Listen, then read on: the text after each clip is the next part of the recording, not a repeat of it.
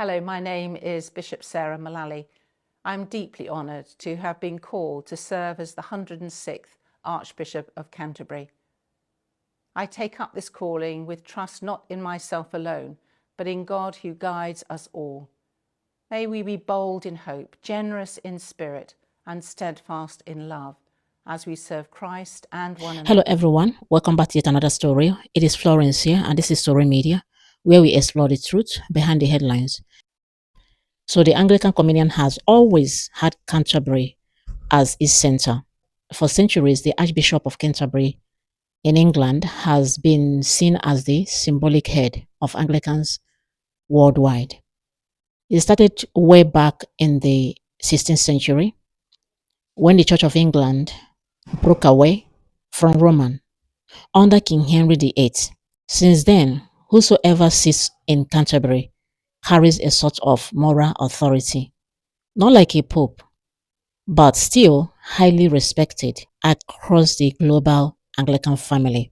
Now, fast forward to today, the Church of Nigeria, which, by the way, is one of the largest and fastest growing provinces in the whole Communion, has openly rejected the leadership of the new Archbishop of Canterbury, Sarah Mullally. Sarah Mullally isn't just any cleric. She began her career as a nurse, worked her way up to become England's chief nursing officer, and later followed a strong sense of calling in the priesthood. She has served as Bishop of Crediton and Bishop of London before this historic appointment as Archbishop of Canterbury. She is known for her pastoral heart and her emphasis on inclusion. But that same emphasis is where the tension lies. The Nigerian church has two major objections. First, that she is a woman bishop, something their tradition does not accept. Second, that she is seen as supportive of same-sex marriage and LGBTQ inclusion. For the Nigerian Anglican leadership, those two issues cross clear scriptural lines. So their response was firm.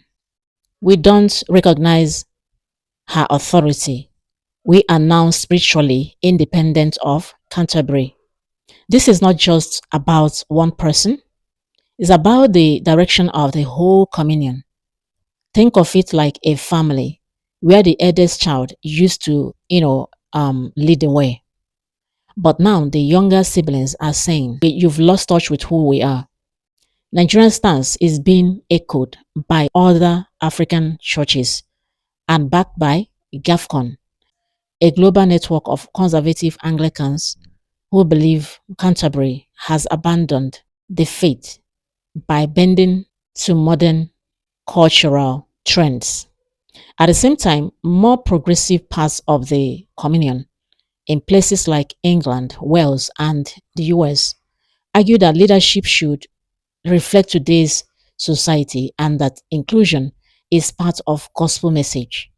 This is the real tug of war, tradition versus modernity. Scripture as understood by the global south versus the cultural shifts of the global north. The truth is, this isn't brand new. Back in 2003, when an openly gay bishop was consecrated in the US, Nigeria and other African provinces strongly opposed it. Over the years, similar clashes over women bishops and same-sex blessings have kept widening the gap. What's different now is that Nigeria is no longer just protesting, they are declaring spiritual independence. So where does this leave us?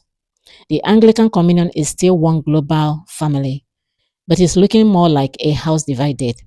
The big question is whether unity can survive when the convictions are this far apart. One thing is sure, Nigeria's voice is strong, and this decision shows that leadership in Anglicanism is no longer centered only in Canterbury. And the question that people ask is, can Nigeria survive this independence when Canterbury has been the center of everything ever since the inception of Anglicanism. Can they survive this? Can they be on their own and function well?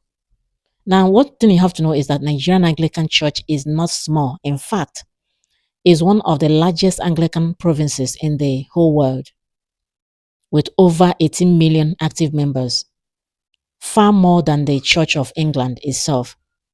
They have strong structures, theological colleges, vibrant dioceses, and a committed laity. So, in terms of size and numbers, they're not just capable of surviving, they are actually in a position to thrive on their own. But this does not come without challenges. Number one is that Canterbury has historically been the symbolic center of Anglicanism. Walking away may affect how Nigeria relates to the rest of the, communion, especially in formal settings like international councils. Number two is that if Nigeria goes fully independent, it could inspire other provinces like Uganda or Kenya to, to do the same.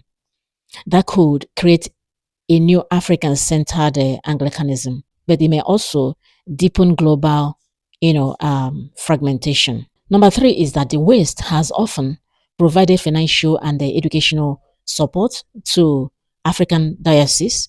Independence may, reduce access to those networks, though Nigeria has been building its own resources. Number four is that being Anglican has always, meant a connection to Canterbury. So without that link, Nigeria may need to redefine what Anglican means for them. At the same time, Nigeria is not walking into the wilderness. With groups like GAFCON standing beside them, they already have a global network of conservative Anglicans who don't rely on Canterbury. You know, that means they could survive and even grow by forming a strong alliance with the like minded provinces. So the answer is yes, they can survive a separation, but they will not look the same. They may evolve into a more African led Anglicanism, less tied to English tradition, and more grounded in their own convictions. Come to the end of this video. I don't know what to think about it. Whatever you think, leave your comment in the comment section. Thank you so much for coming this far with me. In case you have not subscribed to my channel, can you do so now? Click on the bell icon so that you can easily access my upcoming posts. Like and share this video. Thank you so much. I will see you in my next video. God bless you. Bye-bye. Bye.